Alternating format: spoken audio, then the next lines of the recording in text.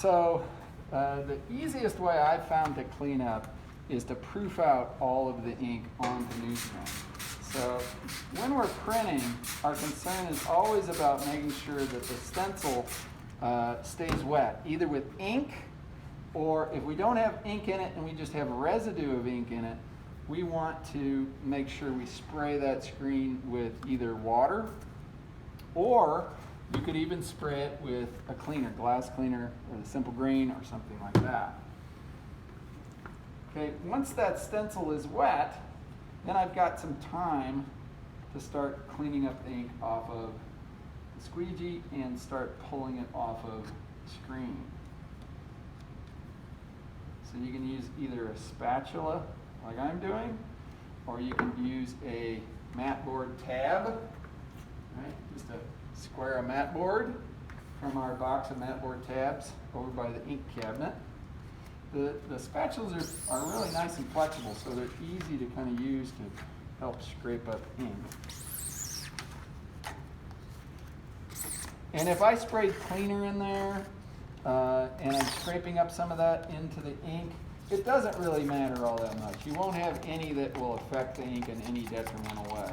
So I'd want to stir up any water or cleaner that happens to get in the ink. And then if I've changed the color at all, I want to mark it on the lid. Okay? Just like that.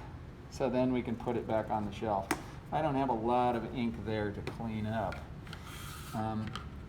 Next, I want to spray down the rest of the screen. And then when I'm working, I always have a bucket filled with water and a sponge. The buckets are under the far sink at the other end of the room by the big squeegees, the long squeegees, all by the windows there. Okay? If I wipe down the squeegee, I get kind of the majority of the ink off it. It doesn't have to be super clean, but I want to get a lot of the ink off of it.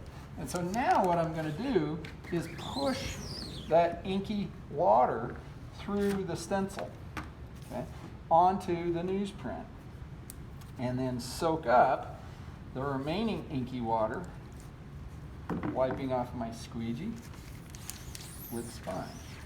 Now this has two benefits. One benefit is that we don't have to go in the spray booth and or wait for our turn to use the spray booth if there are people using it. A more important benefit is that while you're printing, especially when you're a beginner, oftentimes you're moving kind of slow, and more than likely you're probably forgetting to keep the stencils wet with ink. And even if you are, the potential for ink to dry in your stencil is pretty great. And so by proofing out that ink onto paper, one thing I'm doing is using the friction of the squeegee to break it down in the screen so that I don't get dried ink in my screen. If I have dried ink in the screen, it can block out the fabric so that when I go to shoot my next stencil, I might see parts of my old stencil in the screen. And thus, I'll see them on my print too. So I do this 3 times. I add fresh water with the spray bottle. I proof out that water and it becomes inky water.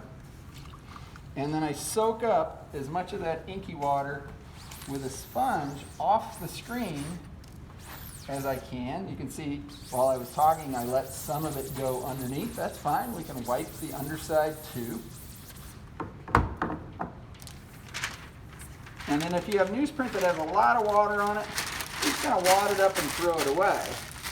But if you have newsprint that just is damp, we can use that newsprint again. We'll just put it on the back countertop by the windows so that someone else can use it or I can use it again later. So this is my 3rd time of adding clean water. And you can see it's pretty clean. And there's not much ink residue there left at all. This works really well for highly saturated colors. It can help get rid of or prevent stain in your screen from those colors.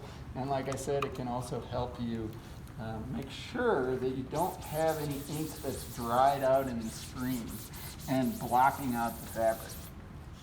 You might think if you take your screen in the washout booth and you're using the pressure washer that you're getting it all, but not necessarily. This assures that you're getting all the remnant of the ink out of the screen, and that all you have to do now is take out your photo emulsion.